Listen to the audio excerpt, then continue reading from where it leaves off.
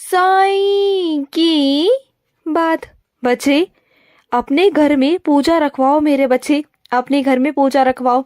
चाहे सुंदरकांड करवाओ, चाहे साई संध्या करवाओ, या कुछ भी करवाओ मेरे बच्चे, लेकिन करवाओ।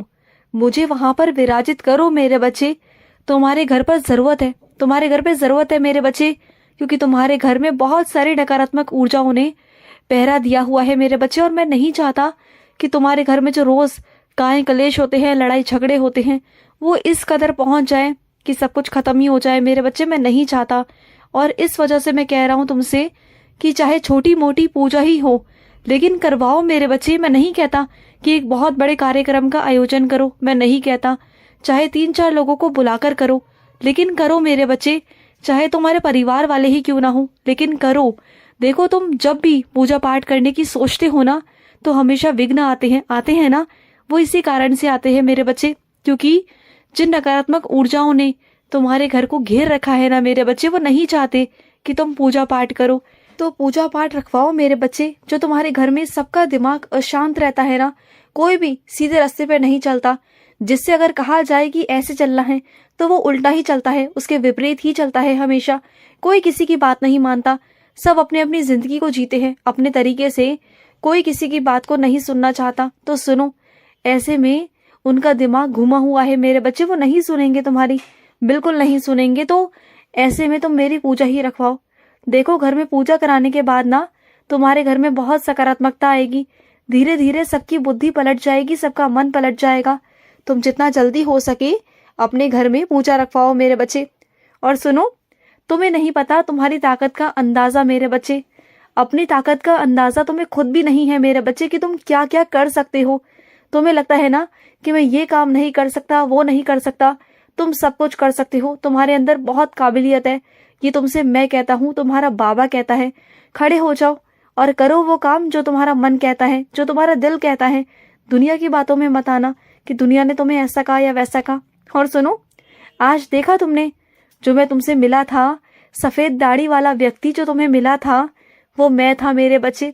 सफेद दाढ़ी के भेष में जो मैं आया था तुम्हारे पास, वो मैं था, तुम्हारा बाबा था मेरे बच्चे, और मैं ही तुमसे मिलने आया था।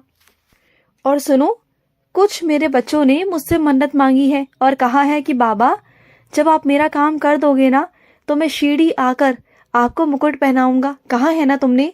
मैं जानता हूँ मेरे बच्चे, और लोगों के लिए बहुत बड़ी बात है, लेकिन अगर तुम्हारा बाबा चाहे ना, तो तुम मुकुट क्या, तुम बाबा को अपने हार भी पहना सकते हो। बस तुम्हारे मन में वो इच्छा जागृत होनी चाहिए कि तुम्हें अपने बाबा के लिए ये काम करना है। अरे, जो काम दूसरों के लिए असंभव है ना, वो सारे काम तुम्हारे लिए संभव है मेरे बच्चे। और ये मैं तुमसे कहता हूँ, तुम मुझे हार भी पहना सकते हो। तुम्हारे बाबा के लिए सोना चांदी पैसा कुछ मायने नहीं रखता मेरे बच्चे। मैं जब चाहूँ उसे दे सकता हूँ मेरे बच्चे। और तुम्हारी अगर इच्छा है कि तुम मुझे आकर मुकुट पहनाओगे तो पहनाओगे मेरे बच्चे, चिंता मत करो। और रही तुम्हारी इच्छा की बात, तो मैं उसे पूरा जरूर करूंगा, जरूर मेरे बच्चे। और सुनो, जो तुम्हारी रहस्यमय संख्या होती है ना, या तुम्हारे फोन की हो या तुम्हारे कार्ड की हो मेरे बच्चे, कभी भी अपनी रहस्यमय संख्या किसी को भी नहीं बतानी चाहिए, चाहे वो तुम्हारा कितना भी प्रिय क्यों ना हो मेरे बच्चे। कभी कभी क्या होता है ना, अपना कार्ड कभी कभी किसी और के पास में रह जाता है और उसका वो गलत इस्तेमाल कर सकता है। तो हमेशा याद रखा करो, चाहे कोई कितना तुम्हारा प्रिय क्यों ना हो, कितना अपना क्यों ना हो, लेकिन जो चीज तुम्हारी रहस्यमय है ना, वो सिर्फ तुम तक ही रहनी चाहिए, वो किसी तक नहीं पहुंचनी चाहिए। इस बात का ध्यान रखा करो। और कितनी बार तुम्हारे साथ इन सब चीजों को लेकर धोखा हो चुका है ना। तुम्हारे फोन में से भी बहुत सारी चीजों को इधर से उधर किया गया है ना, वो सिर्फ तुम्हारी फोन की संख्या की वजह से। जो रहस्यमय संख्या होती है ना, उसे सबको मत बताया करो, समझो बात को। और सुनो, जिस कुत्ते का तुमने इलाज करवाया मेरे बच्चे, और वो कुत्ता आज चलने फिरने लायक हो गया, उसे तुमने एक नई जिंदगी दी। पता है, वो कुत्ता बोल तो नहीं सकता, वो बेजुबान है, लेकिन उसने इतना ज्यादा तुम्हें ढेरों आशीर्वाद दिया है कि क्या बताऊं तुम्हें मैं। सिर्फ तुम्हारी वजह से उसे एक नई जिंदगी मिली। जहां वो चल नहीं पा रहा था, आज वो सही सलामत होकर चल रहा है मेरे बच्चे, सिर्फ तुम्हारी वजह से।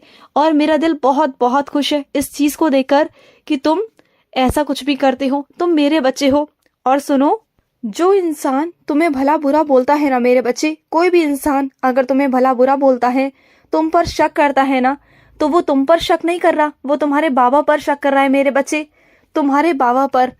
अगर वो मेरा बच्चा मेरे आगे धूप बत्ती अगरबत्ती जलाता है, मेरी पूजा कर रहा है, चाहे वो मेरी किसी भी रूप की कर रहा हो, और दूसरी तरफ मेरे बच्चे को रुला रहा है, तड़पा रहा है, उसे दुखी कर रहा है ना, तो उसकी पूजा को मैं स्वीकार कैसे करूं बताओ? दोनों चीजों को एक साथ स्वीकार कैसे करूं? एक, वो किसी को तड़पा रहा है, और दूसरी तरफ वो मेरे आगे पूजा कर रहा है, तो ये दोनों चीजें मेरे समझ से बाहर है मेरे बच्चे। मैं दोनों चीजों को स्वीकार नहीं कर सकता, बिल्कुल नहीं कर सकता, क्योंकि मेरे बच्चे की बेइज्जती मेरी बेइज्जती है। वैसे दूसरा बच्चा मेरे आगे हल्दी चंदन बहुत सारी सामग्रियां चढ़ाता है, महंगी महंगी चीजें अर्पित करता है, मुझे तोलने की कोशिश करता है पैसों में, लेकिन वो बेवकूफ भूल जाता है कि वो मुझे खरीदने चला है।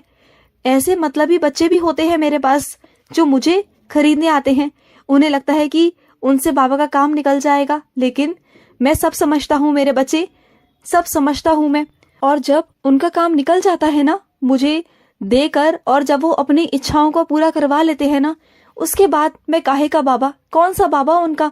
फिर तो वो मेरी तरफ देखते भी नहीं है, मेरी तरफ गौर तक नहीं करते। अगर मैं उनके सामने गलती से भी आ गया ना, तो मुझे नमस्कार करना भी उन्हें याद नहीं रहता। वो मेरे मंदिर के सामने से गुजर भी जाएंगे ना, तब भी वो मुझे नमस्कार करने के लिए वहां ठहरते नहीं। लेकिन हाँ, जब उन्हें अपनी मन्नतें पूरी करवानी होती हैं, तो मेरी चौखट पर एक एक घंटा बैठे रहते हैं, रोते रहते हैं कि साईं पूरा करो पूरा करो। लेकिन उसके बाद नहीं देखते।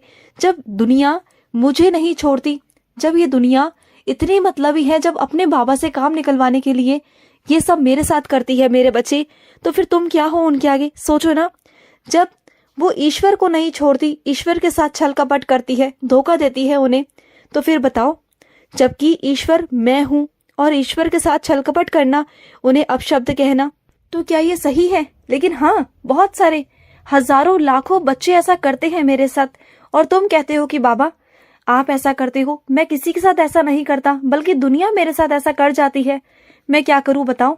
मैं क्या किसी के पास लड़ने जाता हूँ, किसी को कुछ कहता हूँ? नहीं कहता ना, छोड़ देता हूँ उसे उसके हाल पर। जब उसे दोबारा जरूरत पड़ती है तो वो दोबारा भागा भागा मेरे पास आता है दोबारा से कि साईं संभाल लो, और फिर मुझे संभालना पड़ता है, क्योंकि मैं वैसा नहीं बन सकता जैसे वो हैं, क्योंकि मैं अपने सभी बच्चों से उतना ही प्रेम करता हूँ। और मैं जानता हूँ मेरे बच्चे, तुम हमेशा सच्चाई के मार्ग पर चलते हो, और जब तुम्हें कोई कुछ गलत कहता है ना, तो वही चीजें तुम्हें चुभने लगती हैं, क्योंकि गलत इंसान को तो आदत पड़ जाती है ना इन सब चीजों को झेलने की, करने की। उन्हें कोई फर्क नहीं पड़ता, और पड़ेगा भी क्यों, क्योंकि वो तो गलत कर रहे हैं। लेकिन जो सच्चाई के मार्ग पर चलता है ना, उन्हें गलत चीजों की अगर उन पर इल्जाम लगाया जाए तो उन्हें चुभन होती है, और होगी क्यों नहीं, होगी ना। मैं जानता हूँ उनकी चुभन को, उनके दर्द को मैं समझ सकता हूँ, लेकिन फिर भी उनसे यही कहूंगा कि तुम्हें किसी की बहस में नहीं पड़ना।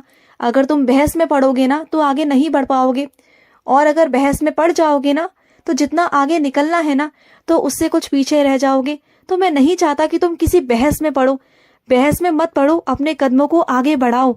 मैं तुम्हारे साथ हूँ, तुम्हारे साथ था, तुम्हारे साथ हूँ, और तुम्हारे साथ रहूंगा। और तुम्हें किसी को कुछ भी साबित करने की जरूरत नहीं कि तुम सच्चे हो झूठे हो, कुछ नहीं। जिसे जो सोचना है तुम्हारे बारे में सोचने दो। जब तुम निखर कर उभर कर सबके सामने आओगे ना, बाहर आओगे दुनिया के सामने, तब सबको समझ में आएगा। तुम तो बस अपने कर्म करते चलो, बाकी मैं हूँ तुम्हारे साथ, तुम्हारा हाथ पकड़कर। खुश रहो। आज का रात्रि साई संदेश समाप्त हुआ।